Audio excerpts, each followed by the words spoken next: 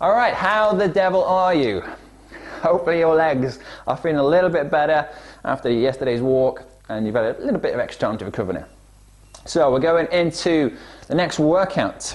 We're going to use the same format we did on the first day. Now, those 4-minute blocks, so 30 seconds on, 30 seconds off. So we're still getting you into the swing of things, so I don't want to go too crazy on you. I want to keep it fairly simple. Now, before you get started, I want you to do a warm-up. And the warm-up today is just going to be a 1-minute warm-up, and it's going to be seal jacks and mountain climbers. So seal jacks, feet together, hands together, just jump to the side. There we go. 30 seconds, good pace. Voila. And then down to the ground into these mountain climbers. Boom. All right, 30 seconds of those.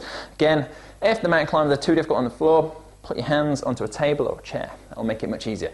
Once you've done that, stretch out the legs, so quads, put your hips forward, go both sides, and then hamstrings. Toes pointed up to the sky, push your butt back, and then anyone else that might be feeling a little bit tight, okay? Then we're going to go into the 20-minute workout. So we've only got 5 exercises for you to do. The first one is press-ups.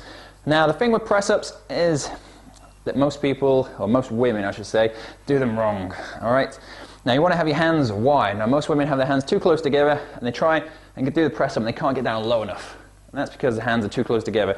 It means your elbows wing out to the side, and you don't want to do that because it's going to make it tough on those elbow joints. So get your hands wide, make sure that your elbows don't go wider than your wrists, okay? That's a good rule.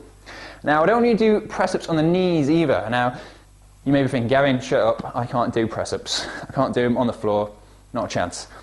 But it doesn't matter, because I don't necessarily want you to do them on the floor. What we can do is just bring the floor a little bit higher. But what I mean by that is just do them on some chairs or a table or the kitchen side. Get used to doing the full version, so the technique of the full version. Because if you're always doing them on the floor, on the knees, then your core never gets used to doing the right thing. You're never fully activated, and it's just going to take you ages to try and get the strength to do the full press-up. So what I want you to do, I'm going to use 2 chairs. Straight line from the ankles up to the shoulder, butt tight. I'm going to drop down, breathe out, push it up. Okay, pretty simple. If the chairs are too low, you don't need to go up a step. Do it on a kitchen table or the kitchen side, but get used to doing that full technique. Okay, that's the best technique you can do. And as you get better, you can take it lower and lower and lower until eventually you're on the floor and you're doing the full press up on the floor. Got it? Good. So just 30 seconds on, 30 seconds off, 4 minutes. Next exercise is a plank.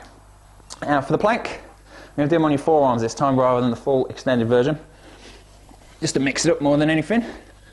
Okay, and this is the position you want. Again, keep your butt level with the shoulders. Don't want it sagging down like this, and do not want it up in the air either. Try not to hold your breath. Once you've done your 30 seconds, relax, and then get back on it. Now don't worry if you can't do the full 30 seconds. Just drop down when you need to, but get back up as soon as you can until that 30 seconds is up, and then get your 30 seconds full rest. Okay. Next exercise we've got for you is a squat thrust. Now this is a little bit of a bitch, okay? 30 seconds on, 30 seconds off again. Similar to the mountain climbers, but this time you're going to go both feet at the same time. Hands come down, hop it up, boom. You don't have to go this quick, but this is what we're looking for. And try and get the elbows, or try and get up to the elbows, so knees level with the elbows, and then kick them out as far as you can. All right, so that's a squat thrust again. Too tough, hands on a table, that'll make it much easier for you. And the next one, squats. Easy squats. Well, they're not easy, but easy-ish compared to the squat thrust. All right, so I'm going to come back a little bit for you here. Now, squat-wise, this is another exercise that a few people get wrong, and people struggle to get low enough as well. So I'm going to talk about the range of the squat, so how deep you get into the squat first. Now, you might have been told that you need to have feet shoulder width apart to do the squat, which, that's not too bad. But the problem with that is if you go shoulder width apart, a lot of people can't get down low enough. Just going to make sure I don't turn my mic off while I'm doing these squats. All right. So I want to take your feet a little bit wider, and then you should be able to sink down that little bit lower. Pushing my knees out so they're staying in line with the toes, and I'm coming up. I'll show you from the front. I'm going to go down, pushing my knees out to the side, butt's getting down nice and low, so I'm activating those muscle fibers in my butt, and I'm coming up.